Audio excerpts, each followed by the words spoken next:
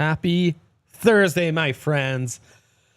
Yeah, R.I.P. Hulk Hogan. We're doing it, brother. Too. I know. In an homage to the Prince of Darkness, we're previewing the Big 12. Let's go. The darkest of the Power 4 conferences?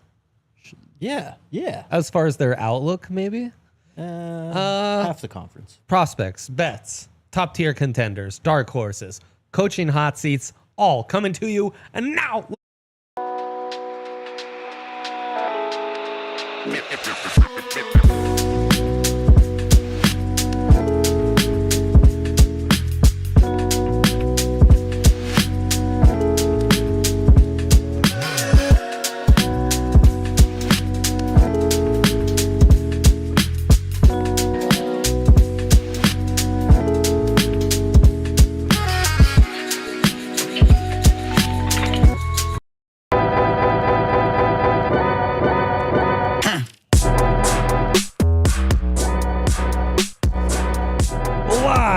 From the Toyota Lounge above the DNVR bar in downtown Denver on the corner of Colfax and York, it's the DNVR Draft Pod. We're doing it. That's right. There's my guy. An homage to Hank, who's back in motherland and fatherland for him. That is true. Also, I fear fatherland a bit problematic. Also, he told me it's like a 3-hour flight to get back there. Sounds right. And I'm like, do you live like at the border, like at the top? Like, I mean, this flight I'm going to LA tonight, that's like 3 hours. Once you account for time difference, 2.5. I guess you just don't get the time zone change, and that's where it messes me up. That'll get you. Yeah. That'll get you. It's true. Got a fun little show. It's that time of year. August around the corner. How far away is week 0 for us? Probably a month away, I think, actually. I mean, we will be analyzing real football here in a month. August 23rd. It's exciting. I think I needed a bit of a football-free month in July. We're lucky that we stay so busy with our day-to-day jobs covering other sports. You do, in fact, cover football, but I think even you could have, used fewer headlines in Buff's world. It's been a nice July for you. It's been beautiful. Now it's like I saw the average temp starts going down as of yesterday in Denver, and it's kind of like, okay, let's get these leaves changing. Like, let's get me some football. Give me some football. I'm ready to grind some tape. Smell in the air. That's right. I'm ready to play some futures. I'm ready for week 0 to be here. Week 1, you were telling me, is a banger. It is. What's up, Big Berna? Big Berna. Nice. Yeah, and so we're going to get into it. We're going to cover the conference that you cover. We're going to start there. Super producer Dion be on the 1s and 2s. Yes, sir, my guy. He knows what's up. He's played for 2 teams in this conference, so he can chime in as well. He's got a banger thumbnail for us. As always. Did you see it? I did. DJ front and center, as he should be. DJ front and center. We won't start talking prospects just yet. I was so tempted, Jake. I was so tempted. Get there. I'm going to get this tweet out, and you tell me. Let's get into it and start with our top tier contenders in the Big 12 conference. Though, actually, I got to ask you first.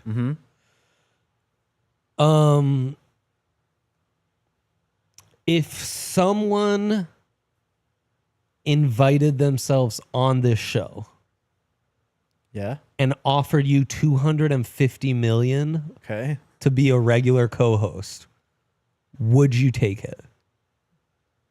Yeah. And Big 12 Conference making some wacky decisions on Memphis, huh? Boy, $250 million. They're like, nah, no thanks, brah. So we talked about this the other one. day. We talked about this, and because it's weird. One, that because we can't talk expansion as well and like the future of the Big 12 in this too. Oh, totally. I mean, Rick George on our show at Big 12 Media Day said he expects in 3 to 5 years another round of realignment. I mean, automatic. So that's the thing. Like, I don't think people always realize when we're advocating for this, that, and the other change. It's like you open that Pandora's box. There's no closing that thing back up. I do not see an end in sight. Until we're in the as RK always says, the Empire Today and the Breck Brew Conference. Like, that's when we're 100%. literally. I mean, and then it's going to be like, oh, the playoff is 126 team playoff, and we're actually every round of the regular season counts as a round. And it's like, oh, so exactly what we were doing 20 years ago. Nice. Yes. But we are eventually just going to expand so much to just return back to the past. Totally. So yeah, but Memphis, I mean, that was a crazy offer. And the Big 12 is the conference that is open for business too. So we put 2 and 2 together. I think Brett Yormark's waiting for the collapse of the ACC to pounce on a few of those schools and, expand the Big 12 even further east. That's always been the play, right? Mm-hmm. Like Notre Dame's always been that,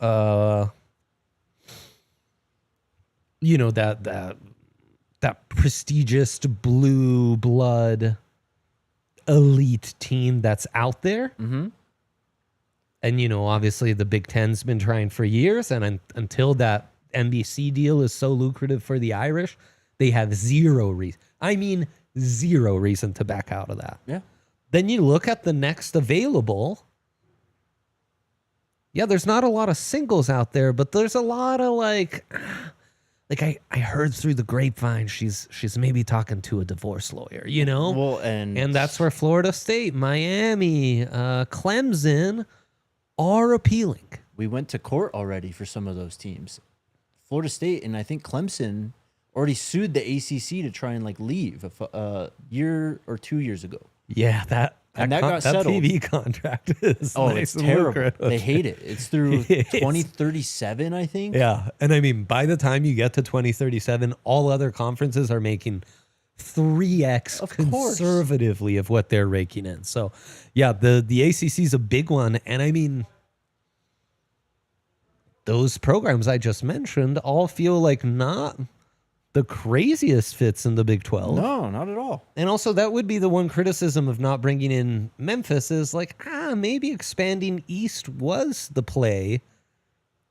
But if that is the play, it's just through other schools that you're targeting. That makes even more sense. Yeah, I mean, we're talking about a conference, again, we're talking football, but the Big 12 prides itself on being the best basketball conference in the country right now. Tell me if Duke, North Carolina, schools like that become available, the Big 12 isn't trying to make a play for those. And that's not even involving football. I mean, obviously they'd love, if Clemson and Florida State were interested. Although, we'll see what the SEC decides to do. But this is just a weird conference too, because this whole Stanford and Cal thing, this one's a mess. They've got 17 teams. It's just nothing fits in it. So it's only a matter of time. Yeah, it's a mess. I'm also officially having those issues where I'm scrolling through my list and I need to be like, no, Texas, not a Big 12 school. Yeah. But there are multiple schools from Texas. There are. Let's start with the contenders. Okay. We'll do a Bet365 read here in a sec. Arizona State, Kansas State, Texas Tech, Utah, all in the plus 600 to plus 550 range. Is that your tier of top contenders? Where would you kind of cut that tier off in the conference? Actually, 2 weeks ago, after the Big 12 Media Day, the Big 12 decided they don't like fun anymore. They're not doing preseason polls. That's sick. So we kind of made our own, RK, Scott, and I. Incredible. Check out the Buffs pod. Yeah, we tallied it all up. 16 points to number 1, 1 point to number 16. Oh, my gosh. Yeah, we did the whole thing. Only 3 people, obviously. But there was a clear break. And about half this conference could probably win this conference this year. It seems as wide open as it's been the last couple seasons. Yeah, so... this is just the order we had them. We had K-State, Colorado, Baylor, Utah, ASU, Iowa State, Texas Tech, and TCU. That's the top 8 teams in the conference. Yeah. But when we tallied up the points, actually, there was a 12-point break between TCU and 9th place, who was Houston. So, and they were all kind of close together within like 11 points or something too. So that's the group that we see as the contenders. And we can dive into each one if you want and, you know, flaws and pros and all this stuff. But it's as wide open as it could be. And it's because it's like the Pac-12 a few years ago, where there's so many quarterbacks. Yeah. And all these teams at the top, they all have either a returning guy or they got a transfer or, you know, in Colorado's case, a 5-star freshman. Like there's a lot going on in this conference at the quarterback position, and that's why it's so up in the air. Yeah, and on that, I think Utah really stands out to me. Scotty and I like Utah. Very intrigued by their quarterback. Yep. The defense, I think, will be solid once again. Lander Barton, one of the top linebacker prospects, coming back. That's huge for them. Yep. Talon Johnson, the safety, talented. They usually figure things out in the trenches defensively, you know. And then you've got the stud bookends on the offensive line. Who's playing at running back? Is it Michael Bernard? Is he back? Micah Bernard is still there, yeah. So, I mean, that's nice. And then the quarterback I really like, right? Could you tell the people who Devin that is? Dampier. Yeah, Devin Dampier. He was at New Mexico. Indeed, he was. If you look at the passing stats, you're not going to be impressed because, I mean, this is a true dual threat here. Only completed 58% of his passes, 2,700 passing yards, 12 touchdowns to 12 interceptions, right? Yeah, that's not great. Underwhelming. Yeah.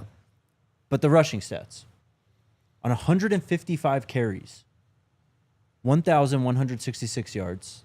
Wow. That's 7.5 yards per carry, and 19 touchdowns. That's nuts. And that is on a team where he was everything. If you were game planning to play against those guys in New Mexico, it was all about Dampier. How do we stop Dampier? And not only that with Utah, they also took UNM's offensive coordinator, who basically created that offense that allowed Dampier to kind of thrive and just run around and play backyard football constantly. Yeah, so there's some intrigue there. Yes. There's some intrigue there. Dampier, real prospect? He's got to pass better. He has to. Like, yeah. What we're talking about with Sellers right now is he's got to pass better, right? Because he's electric on the ground. And you look at Sellers' passing stats, and they're way, way better than Devin Dampier's were. So he's got quite a ways to go. Like, honestly, he kind of reminds me of like Tyler Huntley. Like, you remember when he was on those Utah teams? They were really good. Yeah. I think they won a Pac-12 chip back then. Great. Like, that's the type of archetype we're going to get from Utah this year. Like, I don't know if it's even Cam Rising level where they're going to be, you know, bombs all over the field. It's going to be a lot of quick game RPO and Devin Dampier making plays. For our draft heads, maybe there's a little Malik Willis to his game.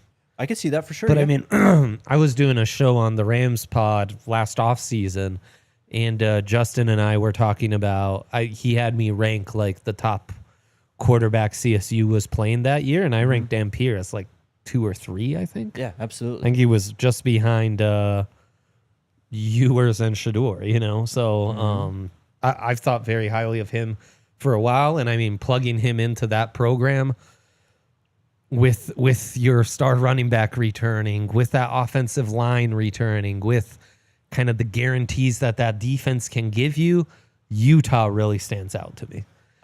This is just like a prime bounce back year for them. Yes. Like, Kyle Whittingham's such a good coach that last year with what happened to Cam Rising, and it was one of those things too. It's like your starting quarterback goes down in like week 3 after battling all off season, 2 years basically to get back from an injury.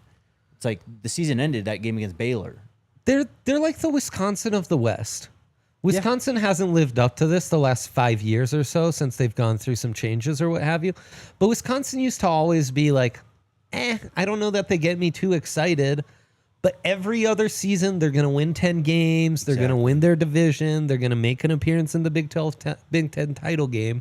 And Utah, with that continuity they've had under Whittingham, they're at that standard, you know. Yeah. And honestly, I don't know that they're getting enough respect. Like, plus 600 feels like really good value, which is a great way to transition into our first break, where, in fact, we want to give a shout-out to our good friends at Bet365. You know all about Bet365 if you're a regular listener. They're an official partner of the Denver Nuggets and Colorado Avalanche, and they're the place for us to place all our bets, including these college football futures we'll be placing. You guys were talking a little offensive and defensive rookie of the years last episode too. Right, yeah.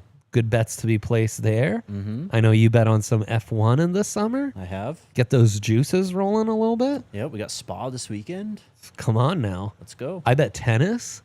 I had the photos on your phone will give you like, hey, it's almost always pictures of my kid, right? Yeah, memories or whatever. It was a graphic of a parlay from the bets show that had hit like in 2021. I was like, oh my God, I got to place more soccer parlay bets in the summer like That's that. amazing.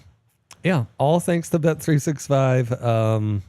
Such a great app to use, such great offers. And if you haven't yet, you can sign up right now using our code DNVR 365. And you'll get $150 in bonus bets when you bet $5 win, lose, or draw. As soon as that bet is settled, bang, bang. And then you have $150 to place all these futures and have a whole lot of fun with, A month out, get those juices flowing a little bit. I think it's a great idea. Must be 21 plus, physically located in Colorado. Please gamble responsibly. If you or someone you know has a gambling problem, wants help, call or text 1-800-GAMBLER. And Jake, I would kindly ask that you tell our good friends about our partners at FanStake. Yeah, shout out to FanStake. Cool new platform that allows you, the fans, to directly invest in the future success and roster retainment of your college football team. That's the name of the game now. Retention, right? Just these last two sponsors, like invest in your ball knowledge. Exactly.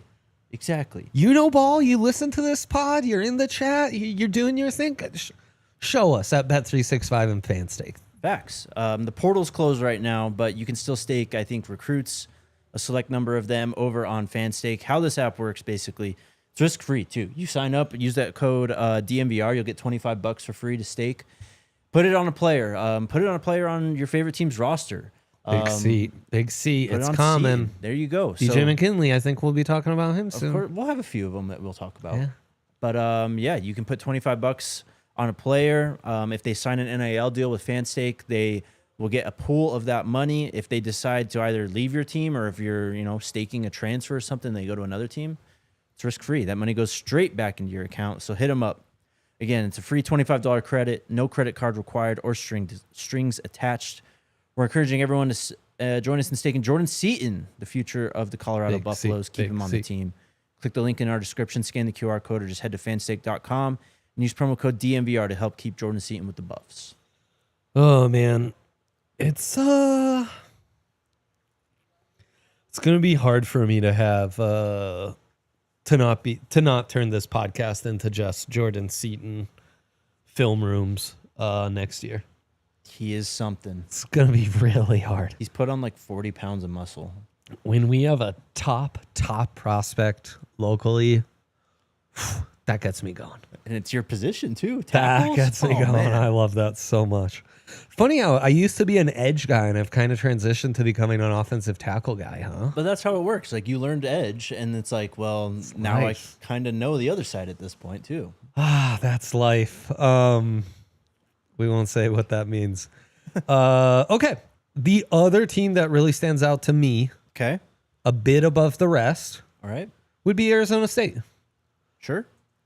Sam Leavitt, I think, brings more guarantees than most of these other quarterbacks going into next season, especially with what's happened at BYU. Yeah, totally. Don't have think- premarital sex, kids. I mean, oh boy. Boy. Unless you're ready to pay the price of the honor code. Yeah. We have a much different honor code at the Draft Podcast. We do. Facts. And thank God, Thank God. No doubt. Though if you aren't having premarital sex, no judgment either. It's all is allowed. All are welcome. All is allowed. But no, Sam Leavitt above the rest. What they've got cooking there from a head coaching standpoint, I think giving Whittingham the benefit of the doubt, they start to get in that area. And then Jordan Tyson, to me, is the top prospect in the conference. Yeah, he's And that goes a long way, for a draft head, where that's as much as anything what I'm looking at. he kind of does everything too. He can line up inside and out. He can stretch the field. He's got good hands. And to me, like the year after you blew your ACL, if you can do anything, it's a bonus. Like, it's just a bonus. Yeah. Like, he went above and beyond doing anything, Jake. Yeah, And he's got size. He's got blazing speed. Yeah. Just like he'll juke you out of your feet. Like, he's just got those lateral. Get off the line. Yeah, and all I that mean, stuff. I'm with people who one played with him, one covered him. So I mean, I don't need to tell you guys about Jordan Tyson either. Now, I think there's a lot of question marks on other sides of the ball, but I think there's some good stuff going on for the Sun Devils. There is, but the biggest question mark to me is still on the offensive side of the ball because you're losing Cam Scatteraboo. I mean, you're losing 1,700 yards and 21 touchdowns. Massive. And, the big thing we talk about on the Buffs pod is just how does that play out in terms of, helping out Sam Levitt and Jordan Tyson in terms of coverage, right? Like, teams are stacking the box to try and tackle Cam Scatteraboo, and they still couldn't tackle him last year. Yeah. Raleek Brown is probably going to be their running back. He only had 2 carries last year, but he's got some hype coming out of Tempe. Defensively, though, I mean, they've kind of taken the Coach Prime method of just going through the portal. They have recruited pretty well recently, but they've really hit on the portal. They've got some guys. BJ Green was obviously a Sun Devil. Right. He came to the Buffs last year, and they didn't miss a beat, frankly. So they're just a well-coached team. Kenny Dillingham has flipped the culture, kind of like Coach Prime too. Right. Big time. They just play tough. Like, I remember, the game that really stood out to me was 2 years ago when they played Michael Penix in Washington in Seattle. I think they ended up losing that game. But it was just a dirty, like, rock fight. I mean, I think the final score was something like 12-7, but that right there was like the signs of what was coming with this Arizona State team. And I don't know. I wouldn't pick them to win the conference this year, but they're gonna win 8 games. Like, right, they should be solid. yeah, and yet, yeah, you're right. I think the headline names pop out more than when you really look into it for the roster as a whole to make you feel great. But they do give me a little more certainty than some of these other teams. sure. They have Xavier and Alford coming back. He's one of the better safeties in the conference as well. So, well, for a team that performed as well as they did last year, they really didn't lose a ton of guys to the draft. Scatterboo's the big one. But it struck me as a fairly young team. yeah, I mean, Levitt was what, redshirt freshman last year or redshirt sophomore, something like that. Jordan Tyson. Freshman sounds right. Jordan Tyson, I mean, he was a true freshman at Colorado, missed that year with the ACL. So last year he was a redshirt sophomore. Yep. I mean, honestly, if they had any type of proven running back presence behind Scatteraboo that was already like stepping up as opposed to what Brown's done, which is nothing to this point, I think they'd be getting a lot more hype and you'd be hearing a lot less doubts about them. We love a good established backfield. Of course. In the It's college football. preseason makes you feel great knowing you can trust your RB and QB. Okay. After that, do we have any more true top tier contenders, do you feel? We all 3 picked K-State to win this conference. Yeah. Tied And- with Arizona State as the favorites on Bet365 at plus 550. And it honestly starts and ends with Avery Johnson. I think that he is one of the better dual threats in the country, if not in this conference. And he was someone who, 2 years ago, they had Will Howard and him, right? And Will Howard got hurt, I think. And so Avery comes in, true freshman, I believe, but he was like the highest ranked recruit in K-State history. Yes. And he was running around like a chicken with his head cut off. Like, he had no idea he was a true freshman. What do you want him to do? But last year, he really grew. 25-10 touchdown to interception ratio. Only 58% completion, though. 2,700 passing yards. And then also ran for 607 touchdowns. I expect all of those stats to go up. Yeah, he struck me as a little gun shy. like he learns to be a bit more decisive and get that Yes. thing out on time, he could really take a jump. They're And so leading- much so that size and athleticism, all of a sudden, we're talking about him as a real prospect as well. Truly. And their leading receiver is back in Jace Brown. He had 800 some yards, 5 touchdowns on 47 receptions. They do lose DJ Giddens, obviously. Yeah. But Dylan Edwards is still in that backfield. I mean, you want to talk about backfields, man? That is one of the fastest backfields in the country. One of the 5 fastest, probably. I mean, There's some speed. real elusiveness there, no doubt. And then defensively, it's K-State. They just Yep. they get these guys from Kansas and Iowa and Nebraska, and I mean they're well coached. They play hard. They swarm to the football. It's just their brand of football. It's not a fun road game to go to. And it's the last game of the season for the Buffs. Oh, yeah. You don't like that. No.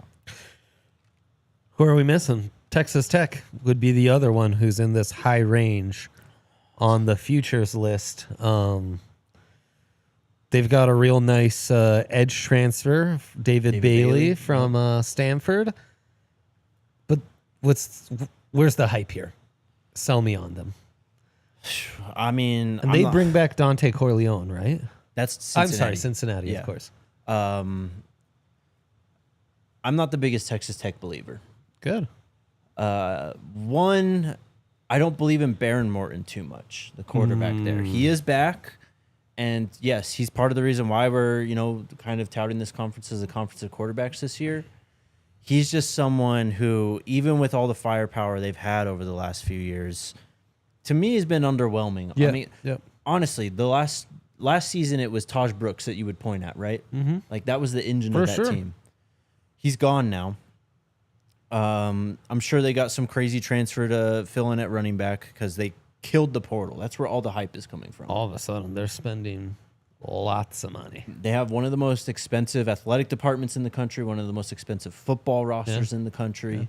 They've been injected with, frankly, a oil billionaire who's just alum who's coming in and just bringing in a lot of money to the collective. And so they got David Bailey out of the transfer portal. I mean, it's 4 stars on 4 stars in the transfer portal. They got Cash Cleveland, the center from Colorado, who was freshman All-American. Quentin Joyner, who's the running back, he was at USC. Yeah. He was a 4-star transfer. He's at Tech. Romello Height, who was the other edge, he's at Georgia Tech, actually, so they lose him. He goes to Texas Tech. Lee Hunter, a really good defensive lineman at UCF, probably their best player, is at Texas Tech now. Definitely a squad to watch. So, yes, they have talent. It's kind of the Colorado question. Does it Where all come can together? the QB take you? Yeah. Where does how far does he make a jump? I mean, he's got to be better. For sure. And I So- mean, losing your star left tackle and Caleb Rogers, who actually went quite high in the draft, and Taj Brooks, those are big guys to replace for them. But they brought in talent. So, on paper, they look like one of, if not the toughest teams. But I don't think Texas Tech has won 10 games in quite a while. Geez, it's been a minute. Certainly. Since 2008. When the Pirate was there. Yeah. Yep. Okay, we'll get into dark horses on the other side because I think we've kind of covered the main contenders here. I'd say so, yeah. Okay. We're going to take a quick break and catch you on the other side where I got to give a quick shout out to our friends at Toyota. Toyota, top tier contender. No doubt if you're looking for a new vehicle this summer, the perfect Colorado car. Great car to just take off, get lost, go west, get lost in the mountains here in our beautiful state. So many great trucks, SUVs, all-wheel and four-wheel drive options. Anyone who drives a Toyota here at DNVR swears by it, the reliability, the safety, the customer service. I mean, they've got it all. Check out your local Toyota dealer now. Not just SUVs, trucks, phenomenal sedans. They have 16 different hybrid vehicles to choose from, like the Tundra iForce Max Hybrid truck. They've got it all, man. So visit your Front Range Toyota stores at a location near you. AutoNation Toyota, Arapahoe and Centennial, Corwin Toyota in Boulder, Groove Toyota in Littleton, Mountain States Toyota in Denver, Stevenson Toyota East in Aurora, and Stevenson Toyota West in Lakewood. Toyota, the official automotive partner of the NFL and the official vehicle of DNVR. Toyota, let's go places, my friends. And also a shout out to our new partner at Cake Mortgage. Cake Mortgage makes mortgages that easy for you.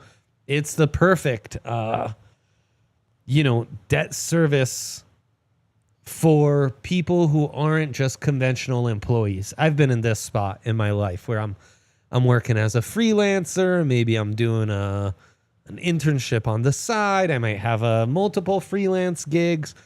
And it's hard when you don't have that like W-2 to just prove your income. Yep. And it's a little mix and matched. And obviously in Denver, much like I was when I first moved out here, there's a lot of people in these situations, right? It's no coincidence. You go at a random coffee shop in our town and it's like, damn, none of these people work? No, they're probably working right then and there. Mm-hmm. It's just not a conventional 9-to-5 office job. Yeah. So for these people, Cake Mortgage is designed for you guys to give you loans that are calculated by dividing the property's monthly rental income by its monthly mortgage payment, making things easier for the self-employed and investor clients who are credit worthy, misunderstood by traditional banks, right? So it's an awesome service. I think it really fits our audience and the kind of people that live in our state and live in our town. So check them out. Call them at 1-888-EAT-CAKE or go to cakehome.com right there. So if you're a savvy, growth-minded entrepreneur who wants to use other people's rent money to grow your real estate legacy, head to cakehome.com today for some of the sweetest deals available anywhere with a process that's, well, a piece of cake. Call 1-800-EAT-CAKE. Again, 1-800-EAT-CAKE. Now, Cake Mortgage Corp., equal housing lender, NMLS number 1734623, licensed in Colorado by the Division of Real Estate. Terms and conditions apply. Jake. Yes, sir. Is Baylor a dark horse in this conference? Absolutely. What's going on with them? Depending on who you talk to, some might tell you they have the best quarterback in this conference right now. Yeah. Really? Yeah. Sawyer Robertson last year kind of burst onto the scene. They started Daquan Finn at first. I think he's been there a few years. And they quickly went to Sawyer Robertson ahead of the Colorado game. I can't remember who they played the week before, but they played both. And, so we didn't know who we were going to get that week. And then Sawyer comes out and just lights it up completely with his arm, with his legs. He's someone I think the NFL is really going to like. Listed at 6'4", 210, has a big arm, completed 62% of his passes last year, 3,000 yards, 28 touchdowns to 8 interceptions. Right. He also ran for 230 yards and 4 touchdowns. He was just in control, man. He started his career at Mississippi State, so he kind of, he's been wanting to play in that kind of wide open spread type offense. Comes to Baylor and kind of transformed that team. I mean, really, Dave Aranda was on the hot seat last year. Yeah. People are wondering, like, if he goes 6-6, like, do they make a change? Right. They end up having a great year. I think they go 8-4 regular season. I don't know what they did in the bowl game, but it was because of Sawyer Robertson. They do have a good running back returning in Bryson Washington as well. And Dave Aranda teams, I mean, he's a big-time defensive coach. And we saw that against Colorado. I mean, they had the clamps on as best as anyone could, really. I mean, until that fourth quarter when Colorado came back, they were really taking care of Shador and Travis and those guys. So 100%. This is just going to be a tough team.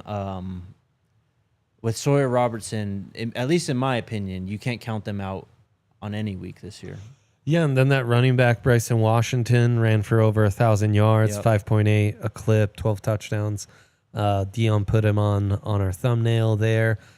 Yeah, I didn't realize Sawyer Robertson was that big. Yeah, no, he's prototypical, legit, 6'4", 220. He's God. Legit. Mm-hmm. Those stats are eye-popping. Crazy that a kid from Lubbock, Texas doesn't go to Tech with all the money they've got, huh? It's a different day now. Tell us about these Colorado Buffaloes. Oh, man. Probably the biggest wild card in this conference. I mean, because what's crazy is we've covered 5 teams already, and we haven't talked about 2 teams, Colorado and Iowa State, who were very much in a spot to play for the conference championship on the last week of the regular season last year. Iowa State made the conference title game last year. But right. This is exactly how it's going to go With again. that 4-way tie, Totally. Like whether it's 4, 5, 6 teams, 3 teams even. Like I expect this conference to come down to the last week again, just like last year. Electric. With Colorado, though, I mean, I wish I could tell you it comes down to the quarterback, though. I don't know what's going to happen. Yeah. It's Caden Salter and Julian Lewis. Julian Lewis has been playing well in practices. He's been making a push. I do think both are going to play. I think what K-Salt can do with his legs is going to really help that team. Yeah. And that's what it comes down to. Can they protect one? Obviously, that's been the question the last 3 years. Yep. But can they run the ball now, finally? And if Salter's able to help them do that, if they're able to build a running game off that, it's going to obviously open up to allow these great wide receivers to make an impact on the game. I expect them to fully have one of the best defenses in this conference again, too. With Robert Livingston leading them, they're going to have one of the better defensive lines and better pass rushes in this conference again. Yeah. That's not even mentioning DJ McKinney, who's on the back end. Preston Hodge is back. Yeah, some veteran DBs for and sure. It's a Coach Prime secondary. You know what I mean? Like, right.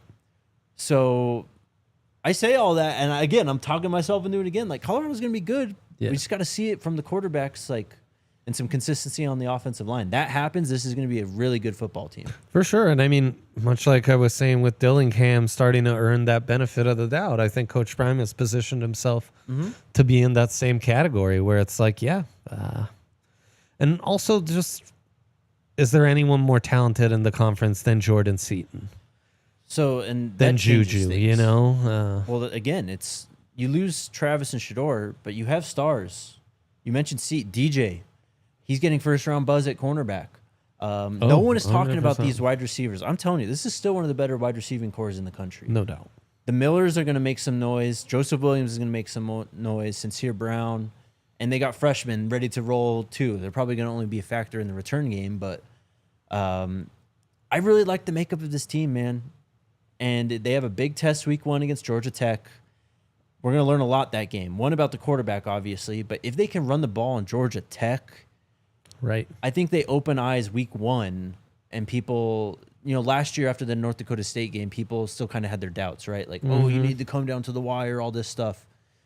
I don't think that matters anymore at this point because we know what this conference is. Like, you got to bring it every week. And when it comes to Georgia Tech, like, I don't know, there's maybe only 3 or 4 teams in this conference who you can clearly say are better than Georgia Tech. Yeah, for sure. They finished hot last year. Yeah. What do you think about them, though?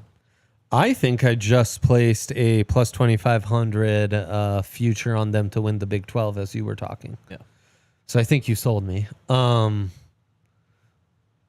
feel good about the defense. I feel good about some of the pieces on offense.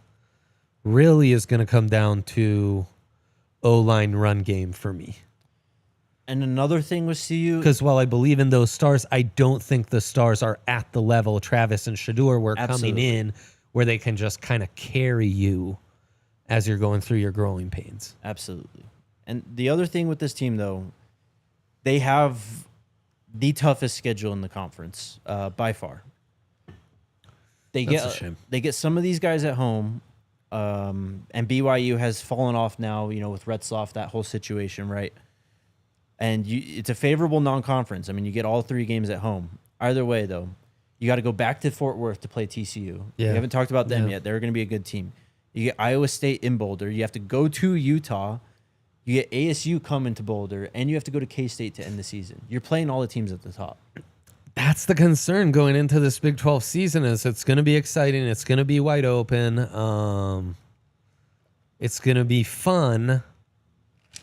Will the parity be so much? Will it be so wide open that it actually kind of hurts the conference in the rankings and stuff? That's the thing. Like, for Colorado's case, you could probably, kind of like last year, maybe 2 losses. If you're lucky and things break your way, you can make a Big 12 title game appearance. But it's kind of like what we always talked about with the Pac-12. Like, are they just going to cannibalize themselves? Right. Or is one going to finally emerge and kind of carry the banner? I mean, look, they're kind of lucky ASU got in last year. Going into that last week, I think they had the least amount of chance to make the title game. Things just happened to break their way. Yeah. They beat Iowa State, and then they have an instant classic against Texas. Like, if it weren't for that, I don't think people are really talking about this conference at all this season. It's a fair point. So it's a fair point. Love that we have Jose in the chat saying I'm here so I don't get fined. That's like doing the Lord's work in the off season, you know. Thanks. We see you, brother, in the Toyota he's chat. always Love here. that. Shout out, Jose. Yeah. Getting a shout out from Trina, too. Trina, legend. Shout out to you. Thank you for the love. Anyone else? Any other dark horse we need to talk through here, Jake? I will throw out TCU. Yeah. Plus 800. So they're just after that tier of Arizona State, K-State, Texas Tech, Utah, and Baylor. Just in front of Iowa State. So They, at least from a statistical standpoint, they might have the best quarterback in the conference. And Josh Hoover's going to throw for a ton of stats again this year. Yeah. He already had 66% completion, almost 4,000 yards, 27 touchdowns to 11 interceptions last year. And they've added an absolute monster at wide receiver. Or not even added. He was on their team last year. He was their second leading receiver, Eric McAllister. That we saw him at Big 12 Media Day. That dude is huge. And he's going to be a matchup problem for a lot of teams. It's like if Quentin Just Johnson Savion could Williams catch. 2.0. Yeah. Yeah, but if they could catch. They've been churning those guys out lately. Yeah. Yeah. So he's going to be a game changer for them. They have some guys coming back in the backfield. But, you know, Savion Williams, he did a lot for that team. Jack Beck did a lot for that team last year. Yeah, big time. They got one of Houston's leading receivers, Jack. He's on their team. So they're going to be strong, at least the top 2 or 3 at wide receiver again. This team's all about defense. They're going to have so many games where it's like, can you just get one stop, please? Because we'll win this game. We'll score 56 if we have to. But if you let them put 60 on us, we can't do much about that. So that's where Sonny Dykes, right? Yeah. Was always a bit of a tricky hire. And that's why even the transition from Patterson, too. No surprise. The transition from Patterson to Dykes was maybe the happy medium. Mm-hmm. We still had Patterson's defense. Dykes fixed the offense. Boom. Playoffs. Nationals finalist, right? Yeah. Runner-up.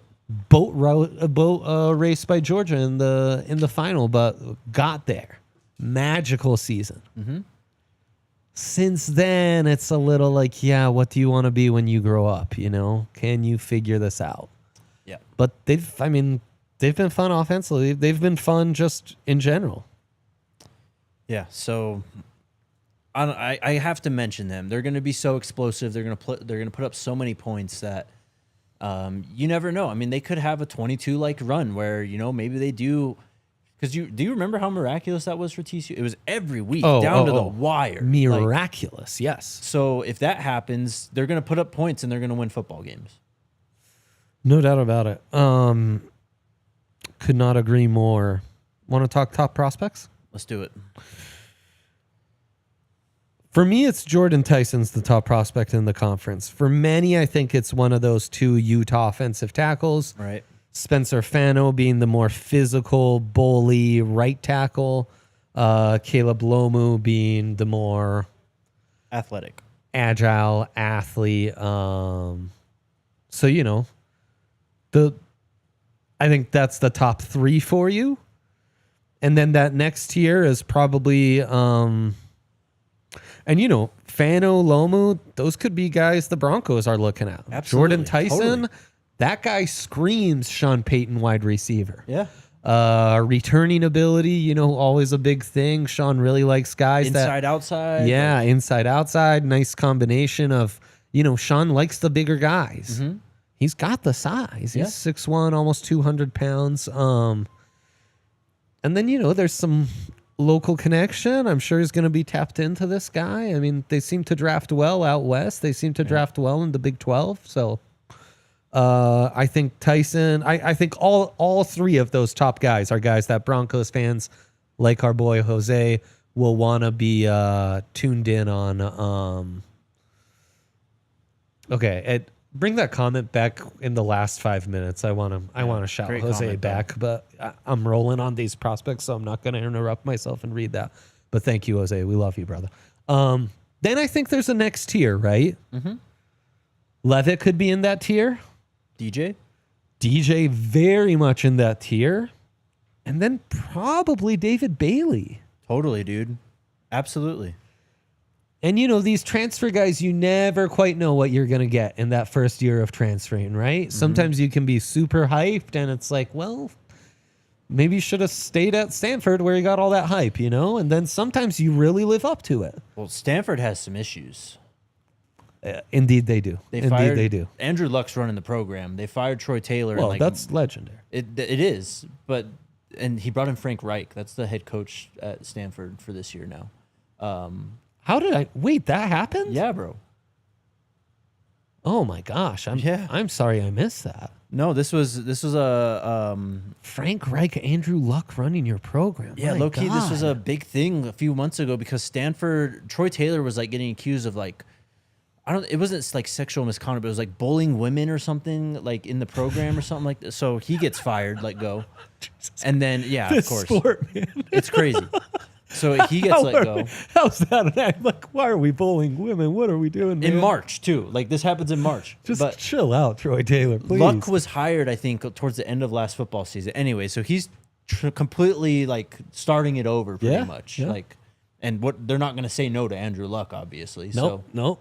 David Bailey left because of that. And Colorado, I think, had their hat in the ring. It's just Texas Tech threw a bag. So... He's good, man, and he kind of strikes me as, I'm drawing a blank. Purdue edge rusher went to Texas A&M. Nico Scourton. Yeah. Jared Verse. Mm-hmm. Some of our bigger transfer edges from the last two draft classes, who's then really popped. Verse more than Scruton. Yeah. I'll stop saying it. I don't even know. Stop saying his I don't name. even know. He got drafted. Reach out to me. Nico, just wait until Nick. some announcer messes it up on Sundays. No doubt. More physical, experienced, has a bit more of a developed bag of pass rush move. I pulled a... That's a tough one. Cowherd. So David Bailey I'm very intrigued by. In fact, the David Bailey-Jordan Seaton battle will be a fun one when that matchup comes up. Hopefully it has to be in the title game.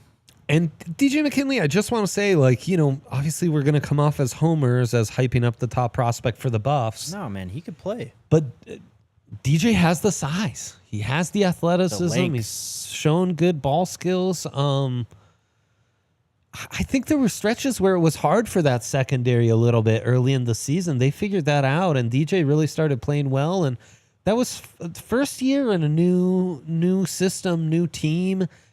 I think year 2 at Colorado could really be a massive jump for a prototypical NFL-style cornerback. He's got size, as you were saying, length. He's got that man ability, and we saw it. I mean, every year I feel like we maybe go into the draft and we're slightly underrating the cornerbacks, and then the NFL reminds us, I need to roster 6 of these guys. Yeah. You bet we'll be loading up on these dudes because everyone needs them and they're hard to find. So DJ fits that mold. I'd set his over-under to being a first-rounder, and if I was setting the line, the yes first round is probably the side that's in the minus, right? I think so. I mean, there are some good corners. The Tennessee kid is good. McCoy, yep. But Germond. DJ, as you mentioned, I think he's kind of primed to explode here because last year he was the guy opposite Trev. He saw a lot of targets his way. And with that happening, he still pulled off 3 interceptions. He had a pick 6 against Oklahoma State, his former team, and also had 9 passes defense. That's pretty good when you're really the main guy that they're targeting almost. Mm-hmm. Preston Hodge got targeted a lot too. No one just threw at Travis, right? They learned after the UCF game, obviously. But he's going to be the guy this year. And I think that he can lock down a lot of these guys. I mean, that's one thing maybe the Big 12, they have all these quarterbacks, but top-tier wide receivers, you have Tyson. McAllister at TCU. My guy Chase Roberts at BYU. that's kind of it though. Like, Yeah. It's not like the SEC where it's And like, then the Colorado guys, but DJ For sure. has the fortune of practicing against them, course. not having to go against them in a Saturday. of course. Jose is asking about any 3-down linebackers we should be watching. Even a 2-down thumper with upside would be nice. Yeah, Cody Barton's younger brother, Lander Barton, comes in 6'3", 235-ish, but kid's got talent. Here's the thing, though, Jose. Is he too much of a finesse linebacker? Which at Utah, winning Cam defense, did you ever think we would say that? We just prioritize that so much, you know? Nothing matters anymore. Yeah. No rules. Well, it's like that crash out I had off air when Ryan said something, and I was like, yeah, we're just a soft society, you know? We just want linebackers that can cover. No thumpers anymore, you know? Like, where are we going with this? But no, Lander Barton, definitely a guy we should be watching for the linebacker crew, and Jacob Rodriguez as this fine fella in the chat whose name I'm struggling to read a little bit. Is it Deion Smith, 3207? Is this you, Deion? Oh my gosh. Oh my gosh. What a shocker. Yeah, He's right. he's looking good for sure. He is probably more of your conventional thumper. Mm-hmm. K-State has a guy too. Austin Romaine is back. He was their leading tackler last year. He's a younger player. I think last year he was a true sophomore. Dude's got a weird stash. He does. But if you're a linebacker, that kind of plays, right? Of course. Weird stash if you're a line. That's Danny Studsman looked real weird. Yeah. That speech before the Red River rivalry too. Like, Yep. I only know 2 things. Oklahoma only fears God, and Texas fears 2 things. They fear God and they fear Oklahoma. And everyone just goes crazy. It's like, bro, you can hardly speak. Like, how'd that get people around? But you know, you're ready to go for the Red River rivalry. Anything's gonna get you literally, going. yeah. Shout out Denny Studsman. And then Dante Corleone, which, I mean, my favorite name in the whole draft. Yeah. Hopefully not mispronouncing it. No, you're good there. Doesn't look like you would imagine he'd look like. Not Italian. Not at all. Doesn't strike me as Italian. But big boy in the trenches with some movement skills. Mm-hmm. Another guy where it's like, you know, the NFL just values these dudes. Yeah. Yeah, he's going to Defensive tackle Cincinnati, I should have mentioned. He's one of the best players, regardless of position, returning in this conference.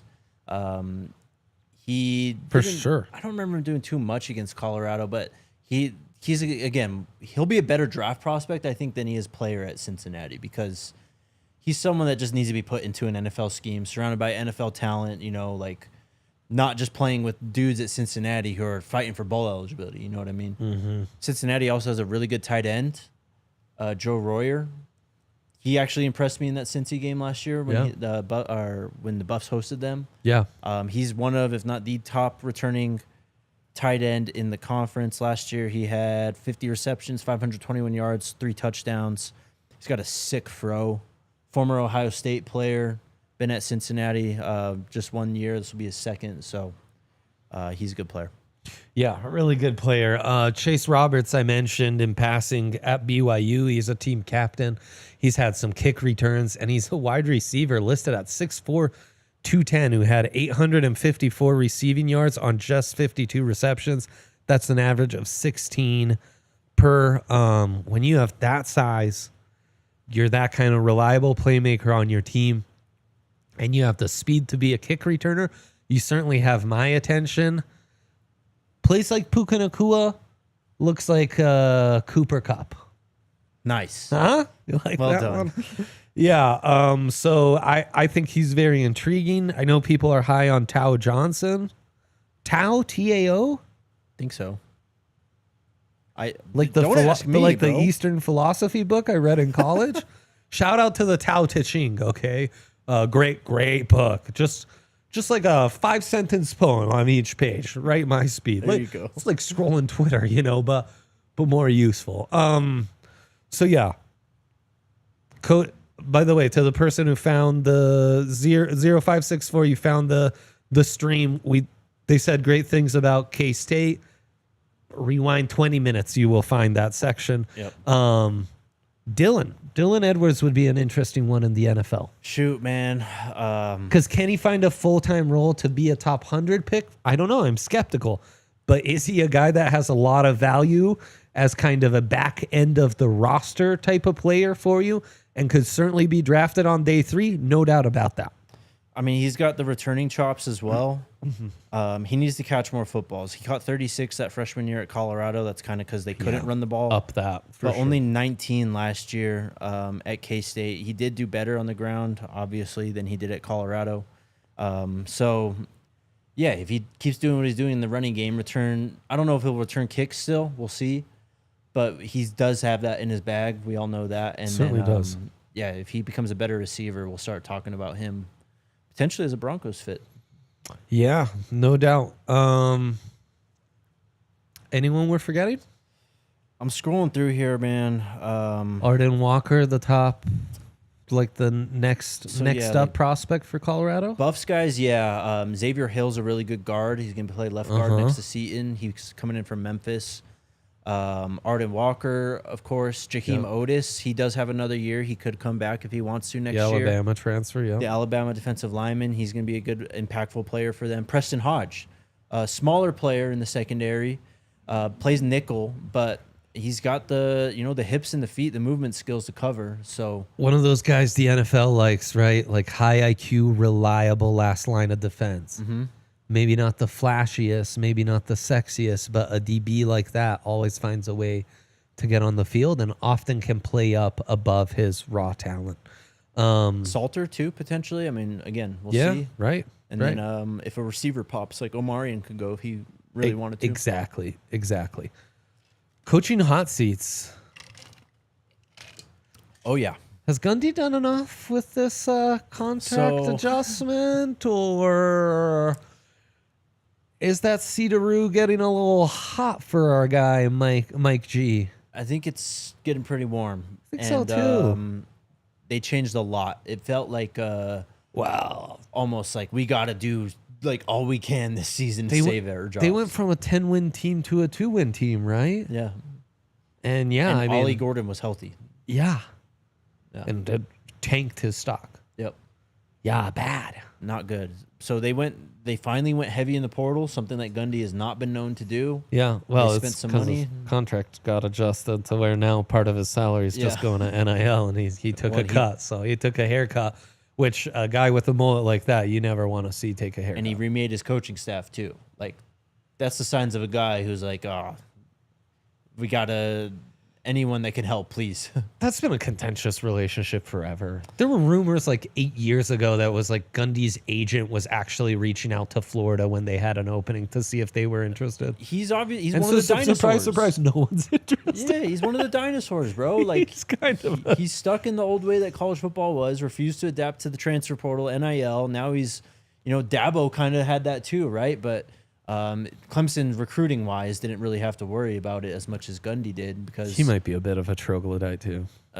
We'll see. This is a big year for them too. But in terms of Gundy, yeah, they gotta perform on the field. I don't think 6-6 really changes anything. Anyone else whose seats getting nice and hot in the Big 12?